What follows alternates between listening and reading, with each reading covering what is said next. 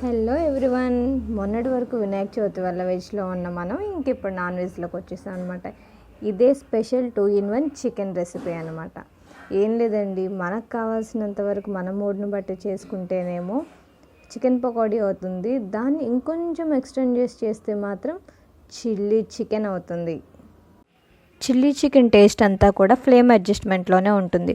First అసలు fresh chicken తీసుకొని దాంట్లో కొంచెం బియ్యపిండి, కొంచెం మైదా, ఉప్పు, కారం, పసుపు, చికెన్ మసాలా, అల్లం వెల్లుల్లి పేస్ట్ వేసి నానబెట్టుకోవాలి. ఆ తర్వాత దాన్ని వేడి వేడి నూనెలో లో ఫ్లేమ్లో దాన్ని మెత్తగా వేయించేసుకున్న తర్వాత ఎండుమిర్చిని 1 గంట నానబెట్టుకొని బాగా పేస్ట్లా చేసుకొని ఆయిల్ హీట్ ఎక్కిన తర్వాత కొంచెమే ఆయిల్ తీసుకోండి. ఆ కొంచెం ఆయిల్లో ఆనియన్స్, చిన్నుల్లిపాయలు వెరీ వెరీ ఇంపార్టెంట్, కొంచెం క్యాప్సికమ్ని స్క్వేర్ షేప్లో కట్ చేసుకొని బాగా వేగిన తర్వాత కొంచెం red chilli, green chilli sauce, soya sauce వేసి లాస్ట్లో కార్న్ఫ్లవర్ వాటర్ పోస్తే